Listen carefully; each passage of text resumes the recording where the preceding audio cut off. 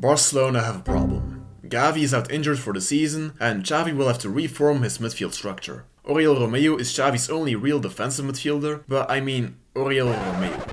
So if you want Barcelona to play with a single pivot like they used to do with Busquets, you might be tempted to just use Frenkie De Jong in that single pivot role. That is not a good idea though. Let's take a look at why that is. What do you need to be worthy of playing in the Sergio Busquets role? So, brief summary, you need to be press resistant, you need to be able to know what's going on around you and know when to make what decision, your passing needs to be world class, you need to be able to recover balls, I mean the list goes on really, I don't want to bother you with this. Frenkie De Jong has all of the qualities that we've just summed up, right? Then why wouldn't he be a good option as a single pivot for Barcelona? Well, Busquets also had the duty to always occupy the defensive midfield zone. He would never really leave his position and always occupy the central area on the pitch. Only when a player like Dani Alves under Xavi in 2022 for example, inverted into defensive midfield, Busquets could change his position. If you look at Busquets' heat maps of his last few seasons at Barcelona, it is clear that he plays very centrally and doesn't drift to one side more than the other. He was the pivot for a reason. He was the player that everything moved around in possession. Other players like the fullbacks and the attackers would be very dynamic, but through all of that movement, Busquets was a pivot that everything would move around. In defense, that meant that your midfield would never be too opened up and that Busquets was there as a line of safety during counterattacks. It is only when the other players were not disciplined while defending that Busquets had to cover more space than he could manage, and that Barcelona really became prone to high-intensity football. That is one of the main reasons why Barcelona were so leaky in defense in all of their famous humiliations in Europe. So Busquets was very disciplined in occupying that defensive midfield zone on the pitch, and that is something that you need your single pivot to have.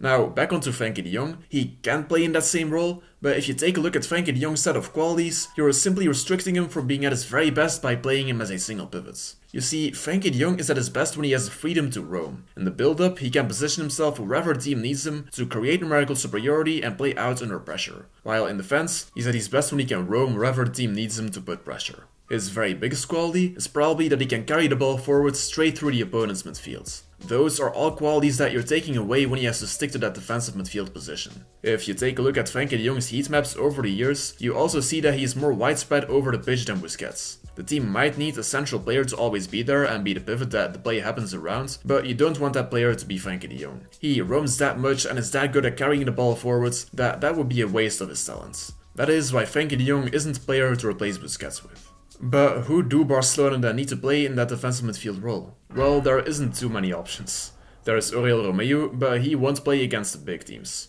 Ilkay Gundogan is also an option, and he has played there for Man City. But just like with Frenkie De Jong, you've got the problem that you're restricting him from being at his very best when you play him in that role. Gundogan is very creative in attack, he has the intuition to make runs into the box, and he's very good at linking up with other attackers and creating a dynamic attack overall. You simply don't get the best out of Gundogan by playing him in the Busquets role. The sad truth is simply that Barcelona haven't bought a proper replacement for Busquets last summer. Oriol Romeu was supposed to be one, but you cannot really replace Busquets with someone who is worth 3.4 million euros. That is why ideally Barcelona might need another single pivot, like Real Sociedad's Zubimendi for example.